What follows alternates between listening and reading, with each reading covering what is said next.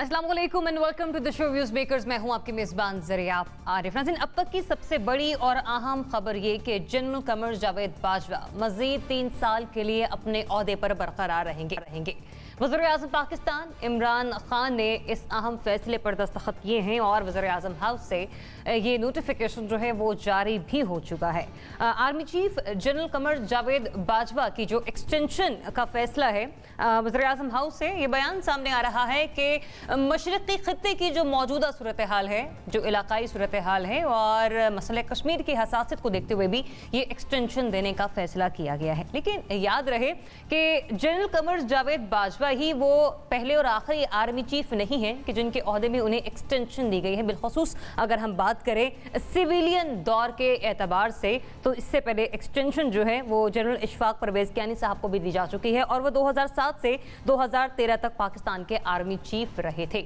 अभी जो एक्सटेंशन दी गई है इस पर हमारे एनालिस्ट क्या राय रखते हैं, इस पर हम उनका रद्द-ए-अमल लेंगे और जानेंगे कि जो फैसला किया गया है मौजूदा सूरत हाल के पेश नज़र कितना बेहतरीन फैसला है। प्रोग्राम में जब आगे बढ़ेंगे बात करेंगे अब भारत की, जो कि मुसलसल LOC की खिलाफ वर्जी करता चला आ रहा है। मसले कश्मीर की हसासियत को अगर एक तरफ हम रख भी दें तो दूसरी तरफ हम ये देखते हैं कि LOC की जारियत जो कि मुसलसल बढ़ती चली जा रही है।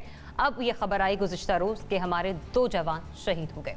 ना सिर्फ ये बल्कि अब आबी जारियत पर भी भारत उतर आया है और बताए बगैर कोई भी एलामिया जारी नहीं हुआ, किसी किस्म का कोई नोटिफिकेशन सामने नहीं आया, किसी किस्म की कोई बात सामने नहीं आई कि भारत की जानिब से जो कि उसके डैम्स हैं वहाँ से स्पिलवेज खोले जा रहे हैं और जो भारत से आने वाला पानी है वो पाकिस्तानी हुदूद में दाखिल होगा, पाकिस्तानी दरियाओं में दाखिल होगा। और प्रोग्राम के जब आगे जाके हम बात करेंगे तो बात करेंगे APC के हवाले से कि आज APC का इजलास बुलाया गया मौलाना फजल रहमान की ज़ेर सदारत और उसमें हमने ये देखा कि जब प्रेस कॉन्फ्रेंस की गई मौलाना साहब की जानिब से तो उन्होंने बहुत सारी बातें की, मसले कश्मीर पर भी गुफ्तगू की। लेकिन इस तमाम से सूरत हाल में हमने ये भी देखा कि ना तो उस वक्त बिलावल भुट्टो जरदारी मौजूद थे और ना ही हमने ये देखा कि उस दौरान शहबाज शरीफ मौजूद थे। क्या फैसले हुए इस पर भी डिस्कशन होना बाकी है और आखिर में हम बात करेंगे हुकूमत की 1 साल की कारकर्दगी पर। ऐसे में हमारे पैनल पर आज कौन कौन मौजूद है, अपने मेहमानों का तारुफ में आपसे करके हमें ज्वाइन कर रहे हैं सीनियर तजियाकार लेफ्टिनेंट जनरल रिटायर्ड अब्दुल शेब साहब पहुंच चुके हैं प्रोग्राम में अपना वक्त देने के लिए।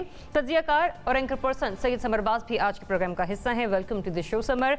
तजियाकार कामरान यूसुफ साहब भी प्रोग्राम में हमें ज्वाइन कर रहे हैं। Thanks for joining us Kamran. तजियाकार नासिर बेचख्ताई साहब भी प्रोग्राम में हमें ज्वाइन कर रहे हैं और तजियाकार मुबश्शिर बुखारी भी आज के प्रोग्राम का हिस्सा हैं। पहली स्टोरी को शामिल करते हैं। मुसल्लह अफवाज के सरबराह जनरल कमर जावेद बाजवा को मुलाजमत में 3 साल तौसी दे दी गई है और आर्मी चीफ के क्रेडिट में हम अगर देखें तो ऑपरेशन रद्दुल फसाद है, अफगान कामयाब अस्करी सिफारतकारी है, पाक फौज में बिला इम्तियाज एहतसाब भी उन्हीं के दौर में हुआ, अफगान अमन अमल में नुमाया किरदार उन्होंने अदा किया, साथ ही साथ 27 फरवरी को दुश्मन को मुंह तोड़ जवाब दिया। हालिया वज़ीर-ए-आज़म के दौरे अमेरिका का जिक्र करें तो उसमें भी उन्होंने अहम किरदार अदा किया और पाकिस्तान की तारीख में शायद पहली बार सिविल मिलिट्री क़यादत की बेमिसाल हम आहंगी शामिल दिखाई दी और हालिया कश्मीर की हैसियत बदलने पर किसी भी हद तक जाने की यकीन दहानी को भी सराहा गया है। तो आज का पहला सवाल ये कि आर्मी की मुद्दत मुलाजमत में 3 साल की तौसी, क्या ये फैसला पॉलिसियों में तसलसल को यकीनी बनाएगा? हाँ ये नहीं कि ऑप्शन के साथ जनरल साहब मैं सबसे पहले आना चाहूँगी। बिस्मिल्लाहिर्रहमानिर्रहीम। देखिए, जो हालात पिछले कुछ अरसे में बने हैं, इससे पहले हमारे मगरबी सरहदों पे तो मसला था ही और हम एक मामला फहमी करा रहे थे कि किसी तरह अमेरिकन के साथ तालिबान का एग्रीमेंट हो जाए। लेकिन एग्रीमेंट के साथ ये भी ख़दशात थे कि जब एग्रीमेंट हो गया, अमेरिकन यहाँ से थिन आउट हुए, तो अफ़गानिस्तान में क्या हालात होंगे, उसका कैसे मुकाबला किया जाएगा। चुनाचे जो बाजवा डॉक्ट्रिन था उसमें इस चीज़ को केटर किया गया था पाकिस्तान के बॉर्डर्स के दिफा के नुक्ता निगाह से, इंटरनल सिक्योरिटी रद्दुल फसाद के नुक्ता निगाह से, या CPEC का दिफा जो है उसमें पोर्ट वगैरह। तो ये चीज़ें थी जो बाजवा डॉक्ट्रिन में बाजवा साहब ने ख़ुद अपने तौर पे उन्होंने वर्कआउट की और उसको इम्प्लीमेंट करा रहे थे। तो मैं हमेशा इसी चीज़ की कंटिन्यूटी के ऊपर मैं सोचता था, लेकिन इसमें नेचुरली आपने नेक्स्ट फॉर को तैयार किया होता है। असल तब्दीली जहाँ पे आई है, क्योंकि मैं पहले से इन टच था बाजवा साहब से और मुझे पता था कि ना ही उन्होंने रिक्वेस्ट की है एक्सटेंशन की और ना वो लेना चाह रहे हैं, लेकिन अमेरिका के विज़िट के बाद चीज़ें बदली हैं। और फिर जब यूनाइटेड नेशन में सिक्योरिटी काउंसिल में बातचीत हुई कश्मीर के मामले में और कश्मीर के हालात जैसे तेज़ी से बदले हैं और उनका इम्पेक्ट फिर मगरबी सरहदों पर भी जिस तरह आने की तवक्को है, तो इस वजह से इसमें कॉम्प्लेक्सिटीज़ इतनी ज़्यादा हैं। अगर आप सिर्फ यही देखें कि बाजवा साहब को अमेरिका में कौन कौन लोग मिलते रहे हुकूमत की तरफ से, अमेरिकन हुकूमत की तरफ से, तो आपको एक अंदाज़ा हो जाएगा कि किस किस फील्ड में उनको इन्वॉल्व किया गया है। तो उस नुक्ता निगाह से अगर आप देखें तो कुछ चीज़ें ऐसी हैं जो ज़बानी हैं और उन्हीं को पता है, कुछ मामलात ऐसे हैं जो कि अभी तक नीचे लेवल पे गए नहीं हैं और इनके ऊपर काम हो रहा है। कश्मीर के मामले में बहुत ज़्यादा कॉम्प्लेक्सिटीज़ हैं जिनको हैंडल करने की ज़रूरत है। तो एक्सटेंशन तो उस लिहाज से एक एक्सपेक्टेड थी और हुकूमत इतनी कॉन्फिडेंट नहीं है कि इनके जाने के बाद वो इनकी मदद के बगैर हैंडल कर सकेंगे। तो डिबेटेबल चीज़ जो है जिस पे मैं बात करता हूँ या मैं सोचता हूँ कि ये होना चाहिए नहीं, वो मुद्दत है कि 3 साल की मुद्दत होनी चाहिए थी या 2 की होनी चाहिए थी या 1 की होनी चाहिए थी। ये एक चीज़ है डिबेटेबल। मतलब आप ये कह रहे हैं कि सिचुएशन वरना सूरत हाल ऐसी थी कि इनको एक्सटेंशन देना था, ख़ास तौर पे इस हुकूमत के लिए जो खुद इतनी पुरएतमाद नहीं है। ठीक है, समर अब्बास साहब। देखिए, फैसले के मुख्तलिफ पहलू हैं जिन्हें डिबेट किया जा सकता है। सबसे पहली बात तो यह है कि अगर तो हम अफ़गानिस्तान में एक अहम टास्क पे नामसरूफ़ होते हैं कि जो अपने अफ़गान पीस प्रोसेस को मंतकी अंजाम तक पहुँचाना है, अगर कश्मीर की मौजूदा सूरत हाल जो इस वक्त बनी हुई है कि मकबूजा कश्मीर में 15 रोज़ से कर्फ्यू है और अब भारत आज़ाद कश्मीर के ऊपर अटैक की तैयारियां कर रहा है और कश्मीरी जो है वो पाकिस्तान की तरफ देख रहे हैं और सूरत हाल इस वक्त पाक भारत जो कशीदगी है वो काफ़ी ज़्यादा बढ़ी हुई है। और इसके अलावा पाकिस्तान के अंदर भी हम बहुत सारे इस वक्त चैलेंजेस हैं जिससे निमट रहे हैं। नेशनल सिक्योरिटी की बात की जाए तो, इंटरनल सिक्योरिटी की बात की जाए तो ऑपरेशन रद्दुल फसाद जो है वो अभी भी यानी कि एक तरह का जारी है, कंटिन्यू है मुल्क में। Combing operation, intelligence based operation जो हैं वो रोज़ाना की बुनियाद पर हो रहे हैं। तो 3 फ्रंट्स पे इस टाइम पाकिस्तान इंगेज है। अगर ये हालात ना होते, नॉर्मल हालात में अगर तोसी मिलती तो फिर तो इस पर काफ़ी ज़्यादा क्रिटिसिज्म होता, बहुत ज़्यादा तनकीद होती, लेकिन आपने देखा किसी किस्म की कोई भी तनकीद किसी तरफ से नहीं आई। चूँकि हालात जो हैं गवर्नमेंट ने मुनासिब समझा कि हालात इस चीज़ का तकाजा कर रहे हैं कि तसलसल हो और चेंज ऑफ कमांड ना हो। गो के माजी में इमरान खान साहब बयानात कुछ और देते रहे, वो तो यहाँ तक भी कहते रहे कि वर्ल्ड वार 1-2 में भी कमांड जो है वो चेंज होती रही है, तसलसल नहीं रहा। लेकिन अब जब उन्हें मुनासिब लग रहा है कि नहीं होनी चाहिए जो कमांड चेंज, तसलसल होना चाहिए, तो ये एक मुनासिब फ़ैसला है और चूँकि हालात इसका तकाजा भी कर रहे थे। और इसके साथ साथ जनरल कमर जावेद बाजवा की जब बात होती है तो उनका अपना जो करियर है उसमें 11 साल उन्होंने लाइन ऑफ कंट्रोल और इन एरियाज़ में कश्मीर के अंदर उन्होंने सर्व किया, तो उनका एक्सपीरियंस काफ़ी ज़्यादा है कश्मीर को लेकर, लाइन ऑफ कंट्रोल को लेकर एक्सपीरियंस भी है, पिछले 3 साल की कामयाबियां भी हैं और हालात भी तकाजा कर रहे थे। तो ये तोसीक की गई है। लेकिन एक चीज़ इसमें बड़ी इंपॉर्टेंट है, जरा इसमें एक चीज़ ऐड करना बड़ा मैं ज़रूरी समझता हूँ कि जनरल बाजवा को तोसी देने का मतलब ये हरगिज़ नहीं कि पीछे जो जर्नल बैठे हुए थे क्यू में वो कम्पिटेंट नहीं, वो भी कम्पिटेंट है, लेकिन हालात जो है उन्होंने गवर्नमेंट को इस जरा करीब से देखे हैं, कमांड संभाली रखी 3 साल। ठीक है, नासिर भाई चौकताई साहब। मेरा ख्याल है जनरल साहब ने जो कुछ कहा है वो बहुत कॉम्प्रहेंसिव है। थोड़ा सा इजाफा मैं करना चाहूँगा। जनरल साहब आप वक्त तक गालिबन बता नहीं सके कि जब हम हालत जंग में हों, जब फ़ौजें मुहाज़ों पर हों, जब मुहाज़ खुले हों, एटमी जंग का ख़तरा हो, दुश्मन एटमी हमले की धमकियाँ दे रहा हो, प्रीएम्प्ट करने की धमकियाँ दे रहा हो, अफ़गानिस्तान में हम मुज़ाकरात भी कर रहे हों, दहशतगर्दी से निपट रहे हों, ईस्टर्न बॉर्डर पर भारतीय सरहद पर भारत की यलगार का ख़तरा हो, तो चेन ऑफ कमांड चेंज तब्दील नहीं की जाती, कमांडर तब्दील नहीं किया जाता। इसी सूरत हाल को पेश नज़र रखते हुए गालिबन ये फ़ैसला दौरे अमेरिका से पहले हो गया था और शायद आपको याद भी होगा हमने इसी प्रोग्राम में बात की थी कि हमें इमरान खान साहब के जो मुज़ाकरात हैं प्रेसिडेंट ट्रंप से, उनके बजाय देखना होगा कि पेंटागन में क्या हुआ है, पेंटागन में किसकी किससे बातचीत हुई है, और 21 तोपों की सलामी का भी हमने ख़ास तौर से जिक्र किया था। तो जनरल बाजवा की जो डॉक्ट्रिन है, जनरल साहब ने बताया, उसके पेश नज़र, भारतीय बयानात के पेश नज़र, अमन, मुस्तकिल अमन के क़याम के पेश नज़र, बॉर्डर सिक्योर करने के पेश नज़र, फाटा का इंतज़ाम और मुस्तकिल अमन का क़याम, ये चीज़ें ज़ाहिर है ये हुकूमत जो है इतनी काबिल नहीं थी कि वो अकेले कर सके, चुनांचे उन्होंने उसी को एक्सटेंशन दिया जो पॉलिसी कंटिन्यू करता आ रहा है और ये तसलसल का एक हिस्सा है। ठीक, कामरान यूसुफ साहब। इसको देखने के दो तरीके हैं। एक तो आइडियल सिचुएशन है और एक ग्राउंड सिचुएशन। आइडियल सिचुएशन में या आइडियल डेमोक्रेसीज़ में जो हुकूमत की तसलसल की पॉलिसी का जहाँ तक सवाल है उसका ताल्लुक के हुकूमत वक्त से है कि वज़ीर-ए-आज़म मौजूद हैं। वज़ीर-ए-आज़म इमरान खान तो 2023 तक हैं, उसका आर्मी चीफ के होने या ना होने से कोई फ़र्क नहीं पड़ता। लेकिन ग्राउंड रियलिटीज़ और पाकिस्तान में पावर डायनामिक्स ऐसे हैं कि उसके तहत आर्मी चीफ की एक्सटेंशन या कोई नया आर्मी चीफ आता उससे ज़रूर फ़र्क पड़ता है। तो ये चीज़ तो बड़ी तय है। जैसे जनरल साहब ने कहा कि शायद जो मौजूदा हुकूमत है, वज़ीर-ए-आज़म इमरान खान जो हैं, शायद इस चीज़ में वो ज़्यादा कंफर्टेबल थे कि मौजूदा आर्मी चीफ के ओहदे को ही या उनको एक्सटेंशन दी जाए बजाय इसके कि एक नया आर्मी चीफ अपॉइंट किया जाए, क्योंकि उनके साथ वो कंफर्टेबल हैं। लेकिन साथ ही साथ हमें ये भी नहीं भूलना चाहिए, क्योंकि एक जो ऑफिशियल स्टेटमेंट जिसमें आया है कि मौजूदा जो रीजनल सिक्योरिटी सिचुएशन है इसकी वजह से उनको ये एक्सटेंशन दी गई है। जो मौजूदा हालात हैं, जो मोदी की पॉलिसी है, जो अफ़गानिस्तान में जो कुछ हो रहा है, इस बात की क्या ज़मानत है कि 2022 में हालात बेहतर होंगे। जो मौजूदा सूरत हाल है, मुझे तो ये लगता है, अल्लाह करे मैं गलत हूँ, हालात मज़ीद ख़राब होंगे। तो क्या 2022 में जब दोबारा ये सवाल उठेगा तो क्या फिर दोबारा हम ये यहाँ पर सवाल करेंगे कि क्या एक्सटेंशन देनी चाहिए? मेरा ख्याल है इसका सबसे जो बेस्ट हल ये है, 2007 के बाद से अब तक हम देखें तो और 2022 को अगर आप शामिल कर लें तो 5 आर्मी चीफ होने चाहिए थे, लेकिन अब क्योंकि एक्सटेंशन दे दी गई है तो 3 आर्मी चीफ ही होंगे। तो मेरे ख्याल में इसके अंदर जो अपनी जगह कामरान, मैं इसमें मैं जो बात करना चाह रहा हूं कि बजाय इसके कि हर दफा हम 3 साल के बाद डिबेट करें, हुकूमत जो है इसके ऊपर रियलिस्टिकली सोचे। आप आर्मी चीफ के टेन्योर को एक्सटेंड कर दें, या तो आप 4 साल कर दें या 5 साल कर दें, ताकि ये डिबेट ही ना हो, क्योंकि पाकिस्तान में पावर डायनामिक्स ऐसे हैं। क्योंकि आपको लग रहा है तसलसल कायम रह पाएगा? तसलसल तो यकीनन कायम रहेगा, क्योंकि जब ठीक है, लेकिन हुकूमत को गौर फिक्र की जरूरत है इस मामले को देखते हुए। ठीक है, मुबशिर बुखारी साहब। जी बिल्कुल, सारे हजरात ने जो बातें हैं बिल्कुल सही फरमाई हैं। मैं थोड़ी सी मज़ीद इसमें एडिशन कर देता हूँ।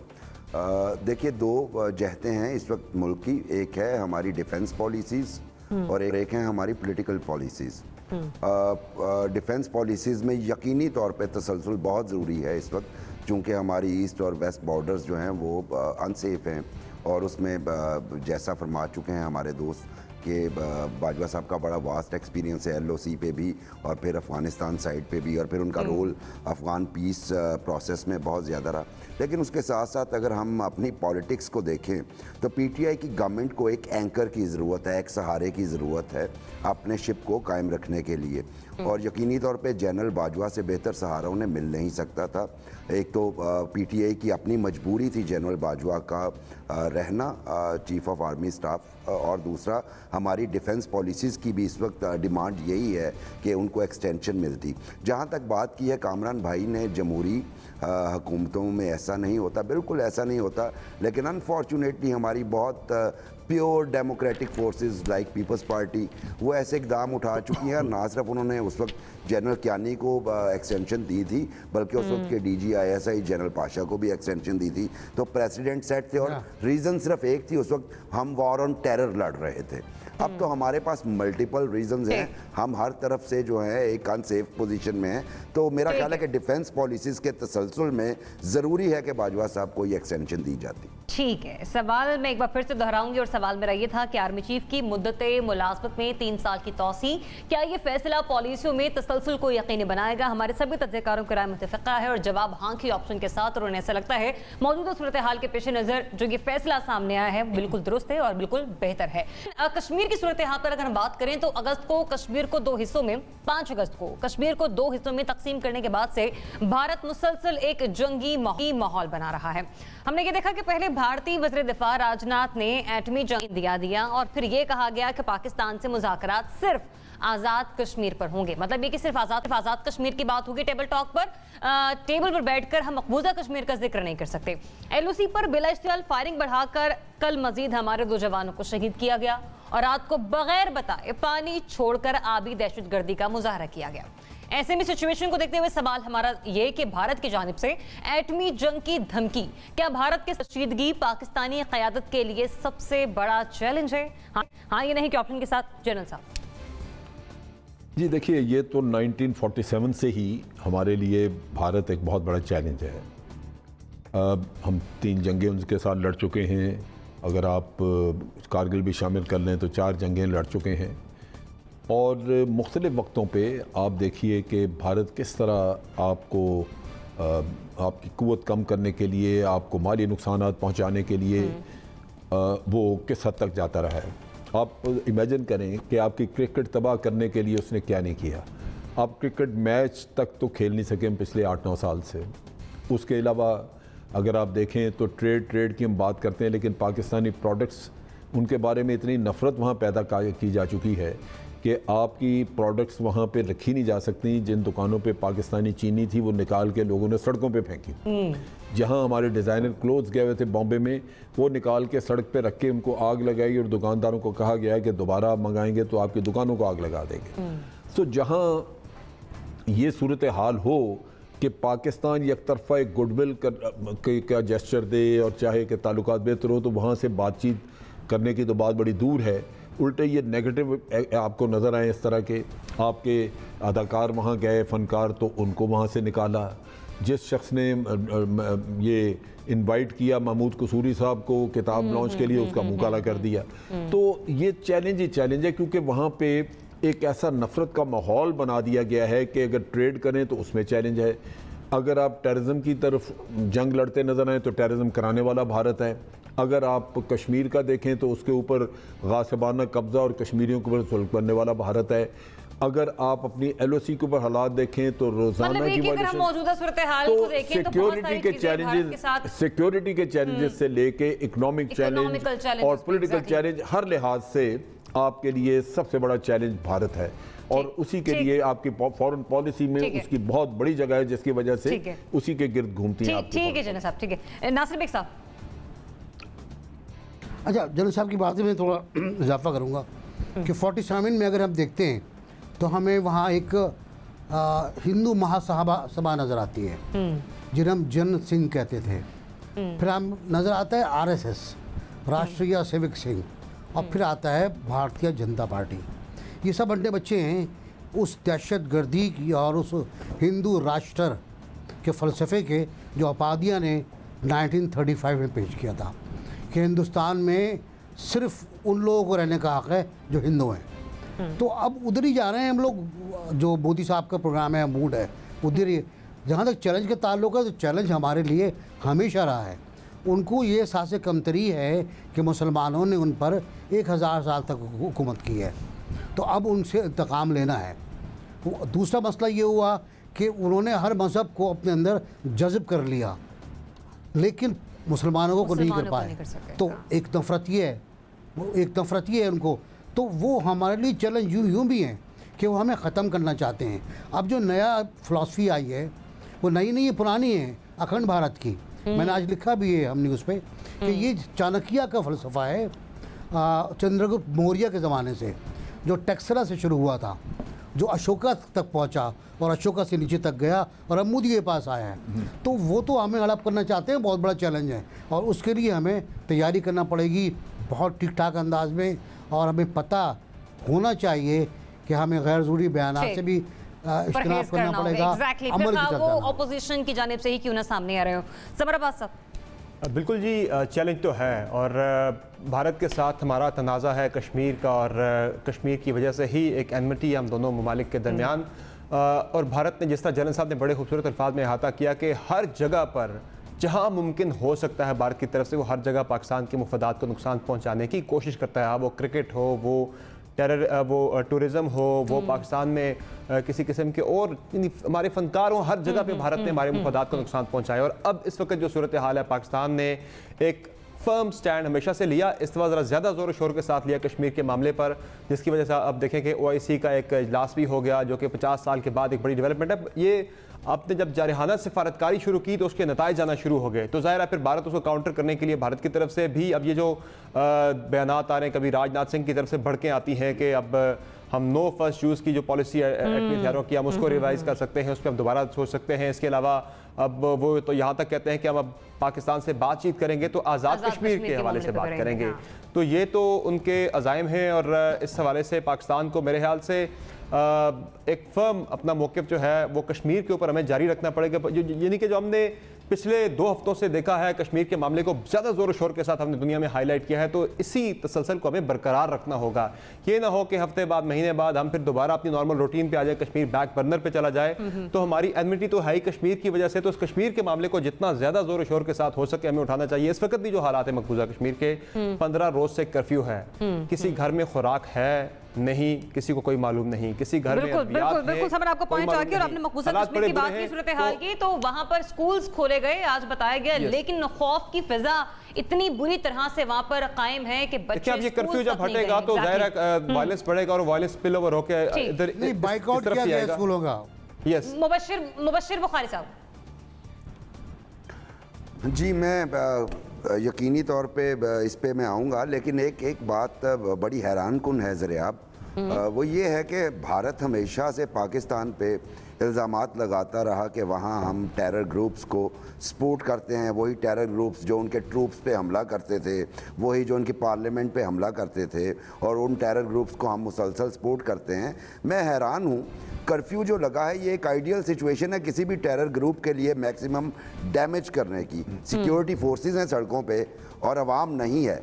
वो कहाँ हैं वो टेरर ग्रुप्स भाई जो हमला किया गया था? क्योंकि ये तो आइडियल सिचुएशन है गुरिल्ला वॉरफेयर के लिए, और ऐसे में वो अपने स्किल्स बड़ा अच्छा दिखा सकते थे, लेकिन कोई एक वहाँ पे पटाखा भी नहीं उस तरीके से चल सका। एक तो ये जो इंडियन प्रोपेगेंडा है ये टूट गया इस सारे कर्फ्यू में, क्योंकि मुझे यकीन है कि अगर 5 बंदों का भी टेरर नेटवर्क कहीं चल रहा हो, वो कहीं भी खुद का हमला करने में उसे कोई प्रॉब्लम नहीं हो सकती।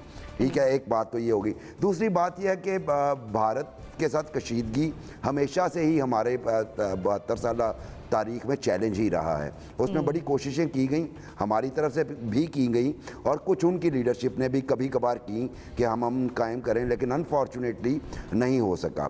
अभी देखिए, थोड़ा सा क्रेडिट देना चाहिए, जो सच बात है, बहुत सारी आवाज़ें जो मोदी गवर्नमेंट के ख़िलाफ़ या ये हिंदू एक्सट्रीमिज़म के ख़िलाफ़ उठ रही हैं, इंडिया के अंदर से कांग्रेस से उठ रही है, कम्युनिस्ट पार्टी की तरफ से उठ रही है, और अरुंधति राय जैसी लिखारी जो हैं वो आवाज़ें उठा रहे हैं, ये लोग भी वही हैं। दूसरी बात, नासिर भाई ने कहा अखंड भारत, ये अखंड भारत का ख्वाब जो है ये पूरा होना इसलिए नामुमकिन नहीं, पाकिस्तान से ज़्यादा मुसलमानों की आबादी इंडिया में है और वो अभी वॉरियर नहीं है।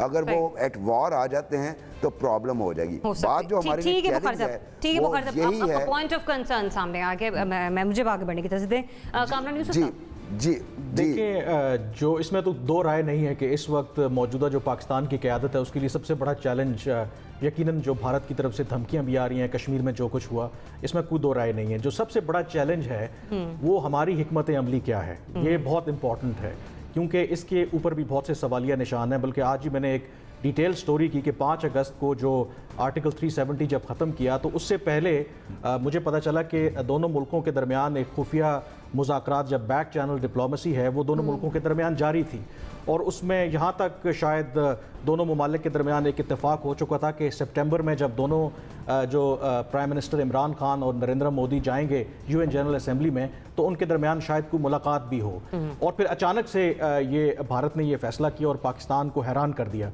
इसका मतलब ये है कि वो जो मोदी सरकार है उसकी चाल को समझ नहीं पाए। एक तरफ उन्होंने इंगेज किया आपको बैक चैनल डिप्लोमेसी के ज़रिए, आपको ये शायद उम्मीद दिलाई कि मुज़ाकरात आपके साथ हो सकते हैं, और दूसरी तरफ अचानक से ये फैसला कर दिए। इसका मतलब है कि हम उस जगह पे क्लीन बोल्ड हुए। जो हमारी अभी स्ट्रैटेजी है वो तो एक प्रोएक्टिव स्ट्रैटेजी नहीं है, हम रिएक्ट कर रहे हैं जो इंडिया ने इस वक्त किया है। सवाल ये है कि हम अब क्या कर सकते हैं। इसको अक़वाम मुत्तहिदा की सलामती कौंसिल में लेकर गए हैं, एक डिप्लोमेटिक ऑफेंसिव लॉन्च किया है, उसके अलावा हम क्या कर सकते हैं। मेरे ख्याल में जो सबसे इम्पॉर्टेंट चीज़ है, जब आप भारत के साथ ये चीज़ करने जा रहे हैं तो उनकी इंटरनल वीकनेसेस भी हैं। जहां कश्मीर के बारे में लोग कह रहे हैं कि उनका ये जो सारा सिलसिला है वो बैकफायर होगा, वहां पर ये भी क्वेश्चन मार्क्स अब इंडिया में उठ रहे हैं कि उनका जो फेडरल स्ट्रक्चर है उसके इस मूव के बाद भारत को खुद भी खतरा है। तो ये वो वीकनेसेस हैं जहां पर पाकिस्तान कैपिटलाइज कर सकता है। सवाल ये है कि क्या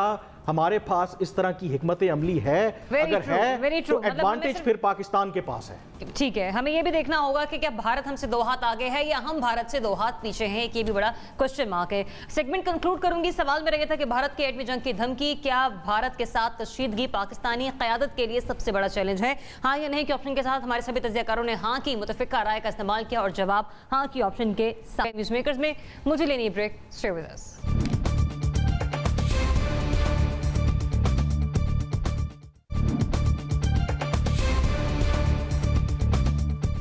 वेलकम बैक। नाज़रीन, ब्रेक के बाद बात कर लेते हैं अपोजिशन की, एपीसी की। आज एक बार फिर से एपीसी का इजलास बुलाया गया, लेकिन इस एपीसी के इजलास में ना तो बिलावल भुट्टो जरदारी शरीक हुए, ना ही अपोजिशन लीडर कायदे हिज़्ब इख्तिलाफ शहबाज शरीफ इस इजलास का हिस्सा बने।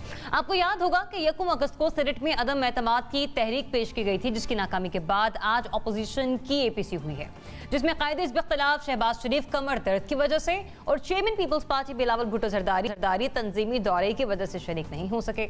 अपोजिशन के पास अब लग यूं रहा है कि सेनेट चेयरमैन की तब्दीली का एक पत्ता था जो वो हार चुकी है, शायद मजीद कुछ करने को है नहीं, या फिर यूं कह लीजिए कि बार बार अगर गड़े मुर्दे उखेड़ने की हिकमत अमली इख्तियार की जाएगी तो क्या वाकई फायदा होगा। ऐसे में सवाल हमारा ये कि सेनेट में अदम एतमाद की नाकामी के बाद हिज़्ब इख्तिलाफ की एक और एपीसी, क्या हुकूमत मुखालिफ इत्तेहाद के पास खेलने को कोई और पत्ता बाकी है, हाँ या नहीं के साथ नासिर भाई चौकताई साहब। जी, पहले तो मैं इससे इख्तलाफ करूँगा कि अपोजिशन ने अपना पत्ता खेला और हार गई। सेनेट में अपोजिशन नहीं हारी, सेनेट में कुछ और लोग हार गए, और जैसे जनरल साहब भी पहले कहते रहे कि पीपल्स पार्टी ने तो सिक्योर कर लिया अपनी सीट को वापस, तो वो मुख्तलिफ। लेकिन आज का जो इजलास था, मुझे समझ में नहीं आया कि वो इजलास क्यों हुआ, उसकी वजह क्या थी। एक मश्क ला हासिल है, यानी ऐसी मश्क जिससे कुछ हासिल नहीं होगा। ये है कि टीवी के ऊपर मौलाना साहब आ जाएंगे, हम उन पे बारे में बात कर लेंगे, व्यू मेकर्स भी हम उस पर डिस्कस कर लेंगे। लेकिन मेरा ख्याल ये है कि आज का इजलास इसलिए फजूल था कि उसमें बिलावल साहब भी नहीं थे और कमर की दर्द की वजह से शहबाज शरीफ साहब भी नहीं थे। तो 2 बड़ी पार्टियों के दोनों लीडर जो अभी जेल में नहीं गए हैं, वो इजलास से ही बाहर थे। नज़ीर बुखारी वगैरह साहब थे, मसरूफियत के बायस। एजेंडा क्या था समझ में नहीं आ रहा, क्या चाह रहे थे समझ में नहीं आ रहा। एक बेमौका ऐसा वक्त ये नहीं था कि इस तरह की बातें की जाती। ये वक्त पाकिस्तान में एक अजीब से बुरहान का वक्त है, माशी बुरहान भी है और दिफाई बुरहान भी है। एक तरफ दुश्मन आपकी तरफ नज़र गाड़े हुए है, एक तरफ मईशत आपको खा रही है।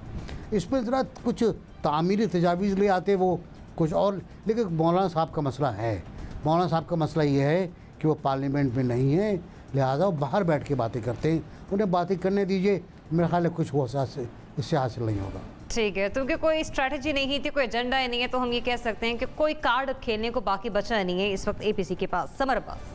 देखिए, एक तो सेनेट के में जब चेयरमैन सेनेट के खिलाफ तहरीक अदम एतमाद नाकाम हुई, एक वाज़ेह स्ट्रेंथ होने के बावजूद, तो उसके बाद ही अपोजिशन के पास कुछ रह नहीं गया था। अगर तो वो कामयाब हो जाती मूव, तो उसके बाद अपोजिशन आगे उनके मजीद सामने आती। आपको हिकमत अमली उसमें बलूचिस्तान के अंदर तहरीक अदम एतमाद भी हो सकती थी, स्पीकर के खिलाफ अदम एतमाद की तहरीक की भी तैयारी हो रही थी, चूँकि अपोजिशन बड़ी कॉन्फिडेंट थी कि वो कामयाब हो जाएगी। लेकिन वहाँ जो सेट बैक अपोजिशन को मिला, उसके बाद अब वो एक बिल्कुल ही डिफेंसिव पोजीशन में चले गए। अब उन्हें समझ नहीं आ रहा कि वो क्या करें।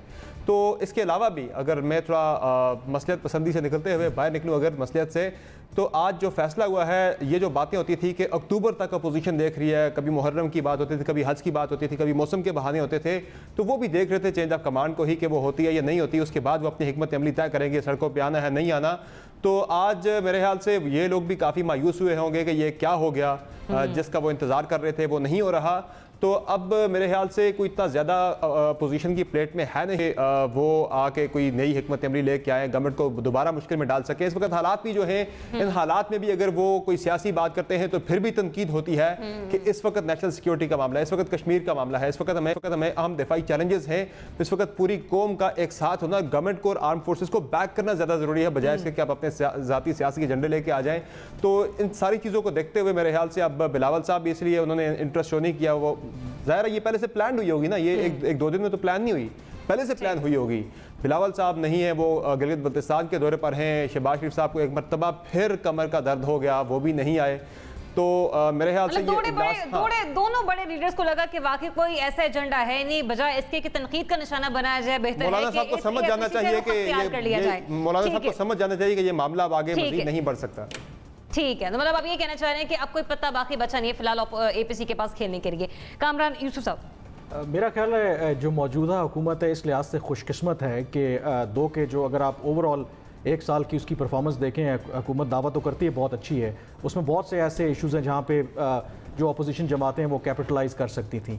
एक तो जो आज की एपीसी है, लगता यूँ है कि जो तरीके अदम एतमाद नाकाम हुई और जिस तरह से उनको एक झटका लगा, तो उससे आज तक शायद अपोजिशन की जमातें हैं वो बाहर नहीं निकल पाई। अभी तक वो लगता है कि ये कैसे हो गया। और दूसरा, जैसे मैंने कहा कि ये हुकूमत खुशकिस्मत इस लिहाज से है कि एक तरफ जो कश्मीर में जो कुछ हुआ और जो भारत के साथ पाकिस्तान का तनाव है, तो जो मौजूदा हालात हैं वो अपोजिशन भी जानती है कि अगर वो कोई इस तरह की एजिटेशन की पॉलिसी लेकर के आएंगे तो उनको कोई पजीराई खास आवाम से मिलेगी नहीं, क्योंकि सारा फोकस इस वक्त जो है वो आपका कश्मीर के ऊपर है और भारत की तरफ से जो मुसलसल आपको धमकियां मिल रही हैं उसके ऊपर है। तो मेरा ख्याल में ये बहुत बड़ा एडवांटेज जो है वो इस वक्त हुकूमत को इस सूरत में मिला है, ब्लेसिंग इन डिस्गाइज है उनके लिए। हालांकि हुकूमत में इसका कोई कमाल नहीं है, तो शायद इसी वजह से एक जो अपोजिशन है वो कन्फ्यूजन का शिकार नज़र आती है। और दूसरा, जो समर ने जो फैसले की बात की, जो अब एक्सटेंशन भी हो गई, तो बहुत सी चीज़ें शायद वो अब अपनी रिव्यू करेंगे और उनको देखना पड़ेगा कि आया कि कोई तहरीक शुरू करने का फ़ायदा है या नहीं भी। मौजूदा हालात में अगर किसी तरह से कश्मीर के ऊपर या भारत के साथ कशीदगी कम होती है तो शायद ये दोबारा अपनी कोई हिकमत अमली लेकर के आएँ और कन्फ्रंट करें गवर्नमेंट को। लेकिन जब तक हालात आपके बैरूनी सतह पर आपको टेंस सिचुएशन है, तो मेरा नहीं ख्याल कि अपोजिशन भी कुछ चांस लेगी, ना ही उनकी सफ़ों में तरीके अदम एतमाद जो नाकाम हुई चेयरमैन सेनेट के खिलाफ, उसके खिलाफ उनके पास कोई एपेटाइट है। आपको नजर आ रहा है अपोजिशन के पास? ये बाकी कुछ नहीं है फिलहाल अपोजिशन के पास। पत्ते देखें, पॉलिटिक्स में कभी भी कोई एंड नहीं होता, कोई भी ऑप्शंस रहते, लेकिन मौजूदा जो हालात हैं उसमें मुझे नहीं लगता कि अगर उनके पास कोई पत्ता है भी तो वो इस मौके पे वो पत्ता खेलना चाहेंगे। ठीक है, मुबशिर बुखारी साहब। जी देखिए, मेरा देखने का अंदाज शायद मुख्तलिफ हो। एक तो सीधी सीधी बात थी, कश्मीर इशू के ऊपर अपोजिशन ने कुछ करना था और एजेंडा भी जो इन्होंने इशू किया वो यही था कि कश्मीर इशू को हम डिस्कस करेंगे। एक बात तो हो गई ये। दूसरी बात ये कि बिलावल या शहबाज शरीफ साहब दोनों के जेन्युइन प्रॉब्लम थे, लेकिन आप ये देखिए कि उनकी दूसरी टॉप लीडरशिप मौजूद थी वहाँ पे, और इसलिए जो है ये नहीं कहा जा सकता कि पीपल्स पार्टी या पीएमएलएन की नुमाइंदगी नहीं थी। तीसरी बात जो मैं कहूँगा वो ये है कि इस वक्त बिल्कुल ठीक फरमाया कामरान साहब ने कि ये एक ब्लेसिंग इन डिस्गाइज साबित हुई है, क्योंकि अगर ये कश्मीर इशू ना होता कम अज़ कम तो अपोजिशन के पास खेलने को बहुत कुछ था। मसलन अगर आप प्राइस हाइक की, महंगाई की बात करते हैं तो बहुत बड़ा इशू है इस वक्त, मतलब अगर आप ग्राउंड रूट लेवल पे जाके देखें। चौथी बात ये कि अगर मैं इख्तिलाफ करूँगा समर साहब से, अगर हमारे पास ये इत्तला थी, मसलन मेरे जैसे एक काम इल्म बंदे के पास ये इत्तला थी कि ये जो लेटर, जो नोटिफिकेशन आज इशू किया गया है, ये 1 माह पहले साइन हुआ था, तो अपोजिशन लीडर्स हमसे ज़्यादा वेल इन्फॉर्म्ड हैं, उनको पता था कि जनरल बाजवा को एक्सटेंशन मिल रही है। तो मेरा ख्याल है कि शायद इस एपीसी का एक मकसद ये भी होगा कि फ्यूचर में क्या स्ट्रेटजी अडॉप्ट करनी है, क्योंकि जनरल बाजवा बहुत बड़ी स्ट्रेंथ है पीटीआई के लिए। तो ये जो कश्मीर वाले इशू के बादल हैं ये छटने दें, उसके बाद देखते हैं अपोजिशन क्या लाया अमल अख्तियार करती है। अदरवाइज खेलने को अभी at the moment there is no point. ठीक है, जनरल साहब देखिए, जहाँ तक मेरा अंदाज़ा है अपोजिशन सिर्फ और सिर्फ अभी मौलाना फजल रहमान रह गए हैं जो माहिए बेआब तड़प रहे हैं बाहर। पहली दफ़ा 10-11 सालों में वो सरकारी बंगलोज में से बाहर आए हैं और ज़ाती ख़र्चे पे शायद खाना वाना भी खा रहे हैं, तो मुश्किलात तो उनकी हैं। ये पीछे जब तक सेनेट के चेयरमैन का किस्सा था उस वक्त तक एक जोश था, ये सारे मौजूद थे। आज आप देखिए कि इनमें से कोई आदमी, कोई भी अपोजिशन का लीडर ये इल्ज़ाम आज नहीं कर रहा कि सेनेटर बिक गए थे, फ़लाँ ने ख़रीदे, फ़लाँ ने पैसा लगाया। वो जो नारे थे वो ख़त्म हो गए, क्योंकि इन सबको हकीकत का अंदर से पता है कि किसने क्या किया। और आज अंदर एक एतमाद का इतना बड़ा फुकदान है, जहां इनको एग्जैक्टली पता है कि पीपल्स पार्टी क्या खेल खेल गई है इनके साथ। और क्योंकि मकासद बिल्कुल मुख्तलिफ है, मौलाना सिस्टम को तहस नहस करना चाहते हैं, बाकी दो हजरात अपने करप्शन बताना चाहते हैं। तो ऑपोजिशन का कोई एक एजेंडा ऐसा नहीं है जिस पे आप कह सकें ये पाकिस्तान की बदकिस्मती है। जिन बातों की मुबशर बुखारी साहब बात कर रहे थे, ये हैं जो पार्लियामेंट में इनको हुकूमत को कन्फ्रंट करना चाहिए। आज डोमेस्टिक आपका लोन जो है वो इतना ज़्यादा हो गया है, उसके रीजंस कुछ मौजूद हैं, लेकिन फिर भी वो उतरेगा कैसे? क्या पार्लियामेंट को ज़रूरत नहीं है कि ये चीज़ें पूछे? लेकिन उधर तवज्जो है नहीं। मैं समझता हूं कि आपस में इनका अब एतमाद भी नहीं रहा। ये अब आपको इकट्ठे होते नजर नहीं आएंगे क्योंकि मकासद बिल्कुल मुख्तलिफ है और कौमी मकासद की बजाय आज दूसरे मकासद इनके ज़हन में है। कश्मीर मजबूरी थी इनकी बात करना, क्योंकि वो इतना बड़ा मसला इस मुल्क के सामने आज खड़ा है कि कोई भी उसके ऊपर बात किए बगैर अगर मीटिंग बर्खास्त करे तो वो अपने आप को गवा बैठेगा। अदरवाइज हुकूमत को टफ टाइम देने के लिए ऐसे जो अपोजिशन के पास इतना कुछ खास नहीं है, कुछ ऐसा कुछ ट्रम्प कार्ड उनके पास है नहीं। सेगमेंट कंक्लूड करूंगी मैं। सवाल मेरा ये था कि अपोजिशन की एक और APC के हुकूमत मुखालिफ इत्तेहाद के पास खेलने को कोई और पत्ता बाकी है, हाँ ये नहीं के ऑप्शन के साथ। हमारे 3 तज्ज़ियाकारों की राय मुतफ़िक़ा थी और जवाब नहीं के ऑप्शन के साथ, जबकि कामरान यूसुफ साहब और मुबशिर बुखारी साहब का तज्ज़िया उनकी राय मुख्तलिफ थी। उन्होंने हाँ की ऑप्शन का इंतखाब किया। उन्होंने कहा कि हुकूमत में और सियासत में कुछ भी हरफ आखिर नहीं होता, सिचुएशन ऐसी है कि बहुत कुछ हो सकता है, लेकिन मौजूदा सूरत हाल के पेश नजर अपोजिशन अभी कोई भी स्ट्रेटेजी अपनाने से कासिर है। प्रोग्राम न्यूज़ मेकर्स में मुझे लेनी ब्रेक। स्टे विद अस।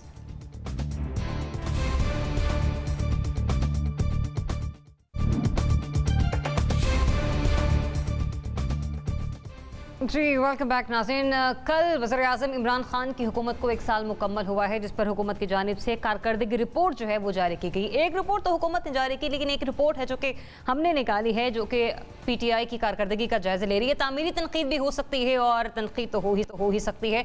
इसका हम अपने एनालिस्ट से ले लेंगे रद्द-ए-अमल। 1 साल में पेट्रोल 25 रुपये लीटर महंगा हुआ, डॉलर की कीमत में 39 रुपये का इजाफा हुआ, शरह सूद में 7.5% इजाफा हुआ, 10 किलो आटे के थैले की कीमत में 30 रुपए का इजाफा हुआ, चीनी की कीमत 12 रुपए बढ़ी, दूध की कीमत में 10 रुपए का इजाफा, सब्जियों की कीमत में 20 से 40 रुपए फी किलो इजाफा हुआ और इसके साथ जून के आखिर तक हुकूमत 7,600 अरब रुपए का कर्ज ले चुकी है। बिजली की कीमत रह गई, उसका भी मैं जिक्र कर देती हूँ, 2.77 रुपए फी यूनिट इजाफा हुआ है। तो वैसे भी सवाल हमारा ये है सारी सिचुएशन को देखते हुए कि हुकूमत की पहले साल की मौशी कारकर्दगी क्या इत्मीनान बख्श रही है, हाँ ये नहीं कि समर अब्बास में सबसे पहले आपसे पूछूं।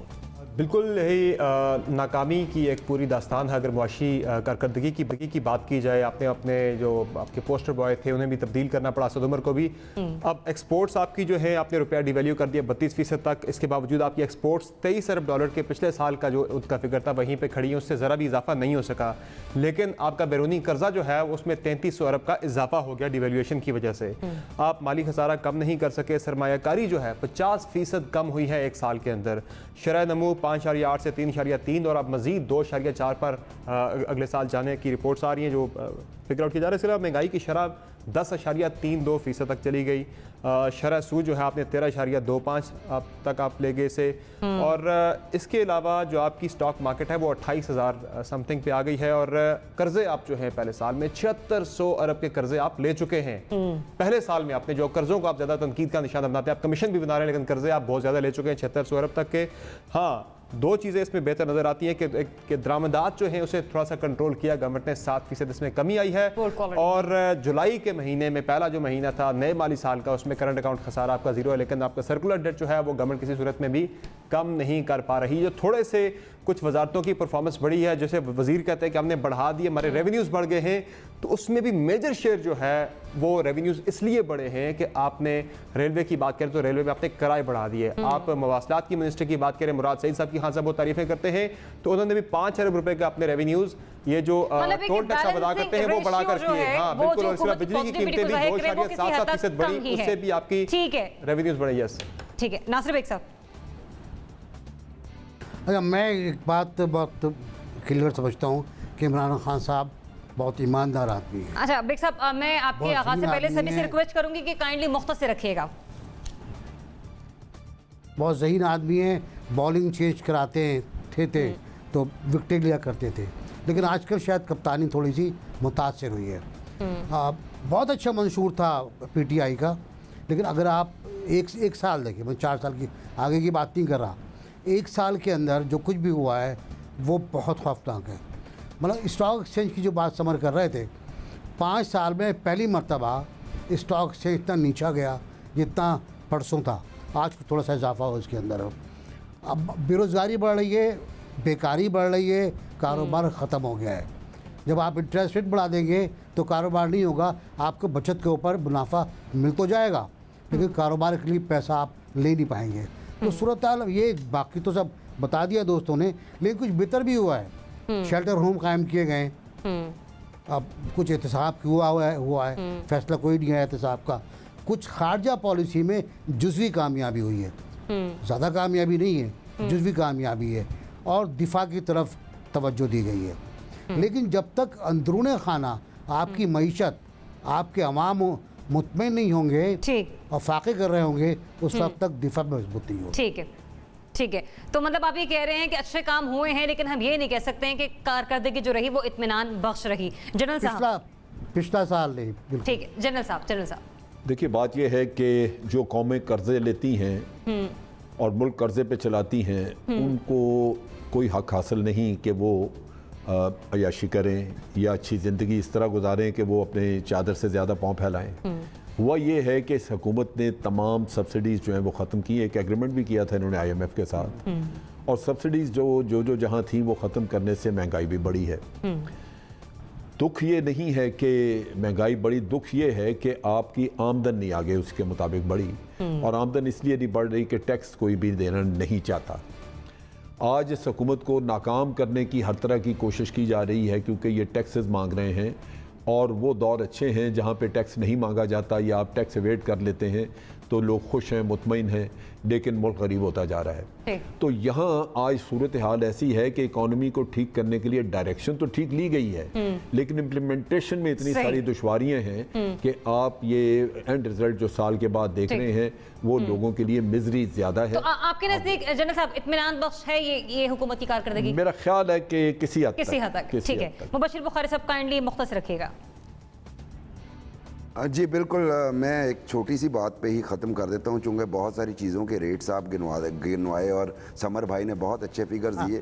कोई एक आध चीज़ ही मुझे बता दी जाती जिनमें कोई चीज़ की प्राइस कम हुई है, बड़ा आसान सा हो जाता इसको गेज करने के लिए। मैं सिर्फ एक चीज़ अर्ज़ करूँगा कि कंज्यूमर प्राइस इंडेक्स जो इस साल पहुँचा है जहाँ पे पिछले 12 सालों में नहीं पहुँचा, ठीक है, एक तो ये इंडिकेटर हो गया।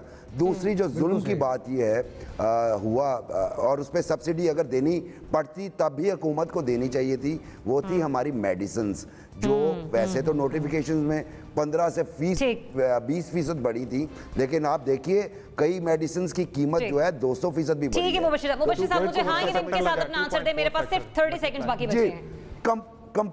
मैं कहता हूँ इंतहाई गैर इत्मीनान बख्श है। ठीक है, कामरान यूसुफ प्लीज मुख्तसर रखिएगा। मेरे ख्याल में ज़रिया पर्चा आपने पहले आउट कर दिया था, सारा सब कुछ आपने बता दिया। लगता है कि PMLN वालों ने आपको बताया है। नहीं, ऐसी कोई प्रेस रिलीज मेरे पास नहीं है। और दो चीज़ों पे मैं ख़त्म करूंगा ये पूरे साल की जो कारकर्दगी। कुछ अर्सा पहले अखबार में एक तस्वीर छपी जिसमें एक पंजाब की MP है PTI की, वो इफ्तिताह कर रही थी। उन्होंने कहा जी कि फलां किसी शहर में पंजाब के U-टर्न का इफ्तिताह करते हुए। और दूसरा जो पहला सवाल आपने जो इस प्रोग्राम में शुरू किया था कि हुकूमत की पॉलिसियों के तसलसल के हवाले से, आई होप कि जो मुआशी एतबार से जो पॉलिसियां हैं उसमें हमें तसलसल नहीं चाहिए, जो एक साल में रहा है उसमें तब्दीली चाहिए। ठीक है, सवाल मेरा ये था कि क्या हुकूमत की पहले साल की मुआशी कारकर्दगी इत्मीनान बख्श है, हाँ या नहीं के ऑप्शन का इस्तेमाल करते हुए। हमारे 4 तज्ज़ियाकारों का राय मुतफ़िक़ और जवाब नहीं के ऑप्शन के साथ, जबकि जनरल साहब का तज्ज़िया मुख्तलिफ था, उन्होंने हाँ की ऑप्शन का इंतखाब कर किसी हद तक हाँ इत्मीनान बख्श है, लेकिन हम ओवरऑल इसे नहीं कह सकते। इसी के साथ प्रोग्राम न्यूज़ मेकर से मुझे दीजिए इजाज़त। अल्लाह हाफ़िज़।